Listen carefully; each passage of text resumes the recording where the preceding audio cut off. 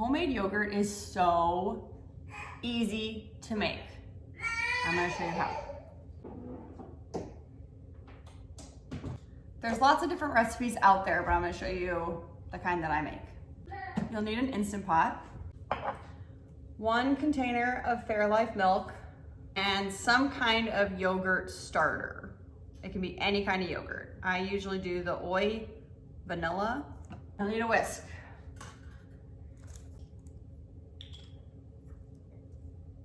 Pour a little bit of the milk in, just a little. You can do all of this yogurt, or you can just do part of it and then eat the rest. Whatever you want. But you probably need at least 1/3 of a cup, 1/4 of a cup, something like that.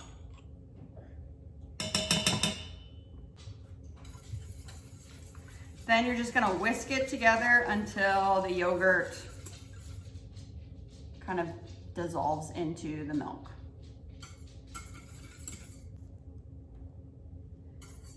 Once it's all incorporated, just dump in the rest of your milk. I've only ever used Fairlife milk when making yogurt. I've heard of people using regular whole milk.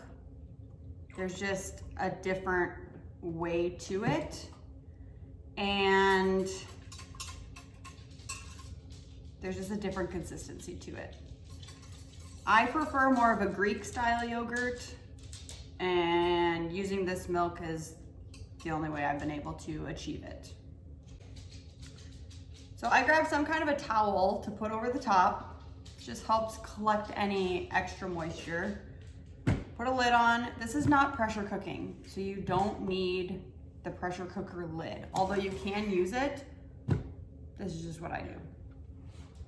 And you're gonna hit your yogurt button.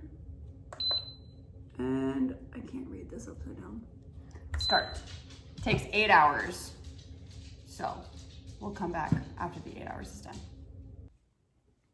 So the 8 hours is up. Now it's time to stick it in the fridge. This is what it looks like. You should be able to stick a spoon in it. Now you could just stick this in the fridge and let it cool off and eat it as you would yogurt, but it will be extremely runny. So what I like to do is take about 5 of these like half sheets of paper towels, fold them up like this, and just set it on top of the yogurt. I put this tea towel back on, plus this.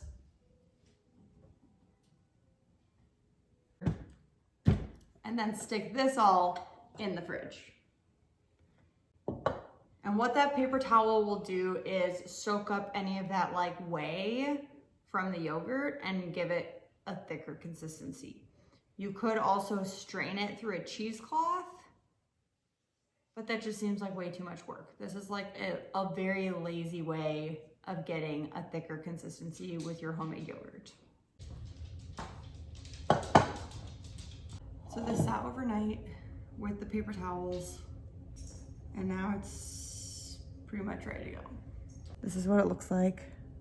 Now if you want just plain yogurt, just stop right there and it will be plain yogurt. There might be a little bit of a vanilla flavor from the starter, but more than likely it'll just be plain.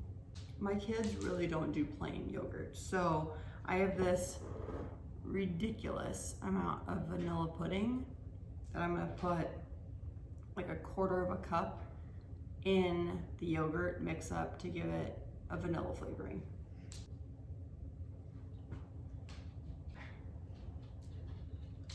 And there you have it, a giant bowl of homemade vanilla yogurt. Something I would definitely recommend is once you're through storing your yogurt however you want, make sure to set a little bit aside for your next batch. That way you don't have to buy a starter from the store. If you enjoyed this video or found it helpful in any way, I would so appreciate it if you gave it a thumbs up.